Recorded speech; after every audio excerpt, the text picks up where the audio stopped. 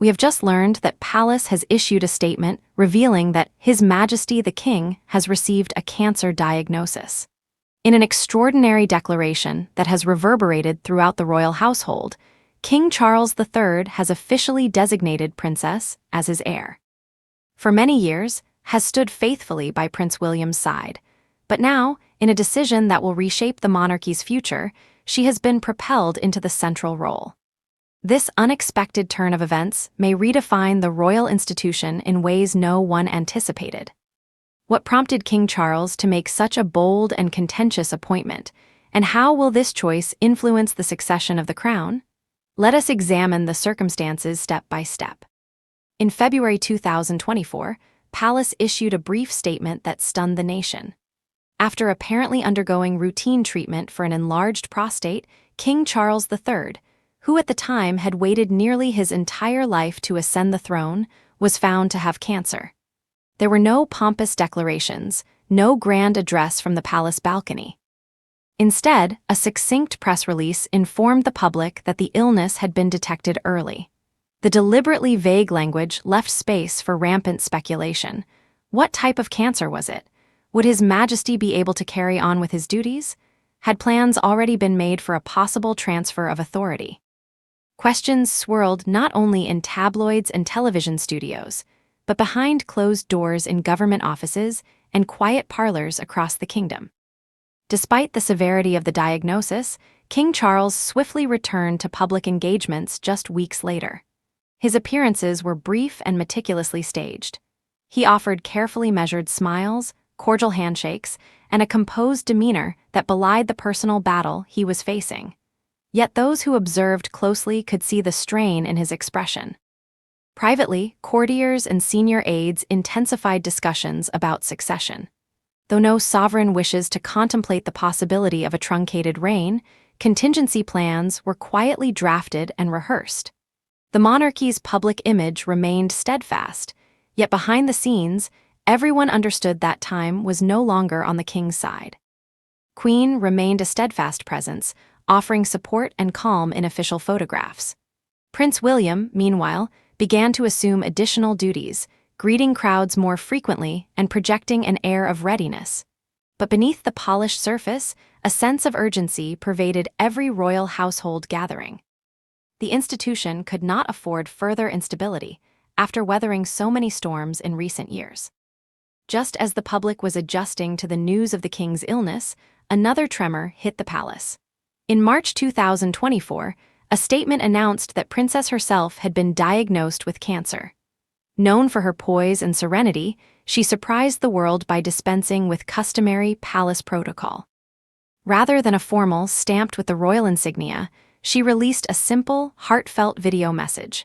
In it, spoke candidly about her diagnosis, the preventative chemotherapy she had already begun, and the emotional weight of making her illness public. Her openness transformed public discourse.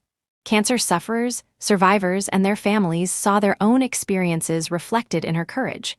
For once, the crown felt deeply human, forging an empathetic bond with people across the nation. The relentless throng of paparazzi gave way to respectful silence. In the weeks that followed, news outlets uniformly praised her honesty and strength. By late summer 2024, completed her chemotherapy. In January 2025, she entered remission, but her return to royal duties was markedly different. Rather than reclaiming her former role as the polished consort in the background, she emerged as a figure reshaped by ordeal. No longer did she simply accompany her husband at state functions. She spoke at events with heartfelt conviction, drawing on her own journey to advocate for cancer research and patient support. Following her recovery, the Royal Horticultural Society, in collaboration with roses, unveiled a new cultivar named Rose. Selected for its delicate fragrance and hardy nature, it was less a garden novelty and more a symbol of resilience. Proceeds from each sale benefited the Royal Cancer Charity, which had aided throughout her treatment. When the rose debuted at the Chelsea Flower Show in May 2025, it was not merely another exhibit. It stood as a living testament to personal triumph and a reimagined royal narrative. This floral motif was not new to his family. After the birth of Prince George in 2013, a daffodil called Boy was introduced, embodying youthful promise and steadfastness. In 2015, Princess Charlotte's arrival inspired a pale pink chrysanthemum representing grace and quiet determination. And when Prince Louis was born in 2018, a climbing bloom, aptly named for his spirited nature, captured his spontaneous energy. These botanical tributes, each linked to his children, have offered the public gentle signals of the next generation's character. Now, Rose extended that legacy, uniting tradition with a heartfelt cause. In April 2025, William and quietly marked 14 years of marriage. Rather than hosting a grand gala, they returned to the university town where they first met, in Scotland. There were no press releases or official photographs. Locals observed a couple wandering familiar streets with ease.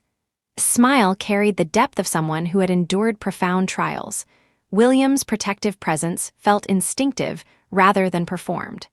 For two individuals who had lived much of their lives in public view, this private gesture spoke volumes about their bond's resilience. Its ordeal and recovery, a transformation, not just in public perception but within palace walls. No longer was she viewed solely as the supportive spouse.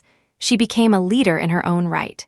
Her long-term commitment to early childhood development and mental health, causes she had quietly championed, took on new weight when delivered through the lens of personal experience. Where earlier speeches had followed prepared scripts, her recent addresses have resonated with authenticity and emotional insight. Royal insiders have noted a palpable shift.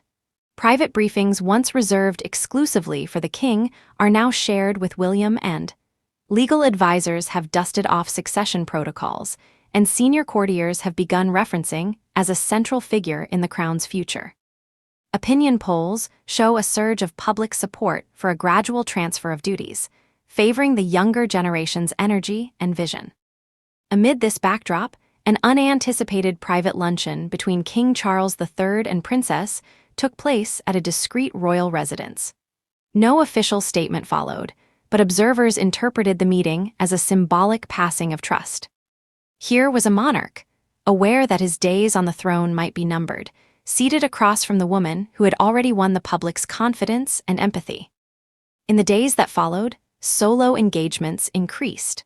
Her proximity to Queen grew, and her presence beside Prince William took on a new air of partnership rather than mere accompaniment. Commentators now describe her as an architect of modern monarchy, someone recalibrating the institution from within rather than rebelling against it. Successor has not come through ambition, but through adversity. Having walked through her own ordeal, she embodies a model of leadership defined by empathy, endurance, and grace. Public admiration for her has risen to levels once reserved for a different people's princess. And while she may not yet wear the crown, she carries its spirit on her shoulders. As the monarchy stands at this crossroads, one question resonates. Is Princess already the future queen in spirit, or does she still have a long journey ahead before formally taking on that mantle? Share your thoughts below.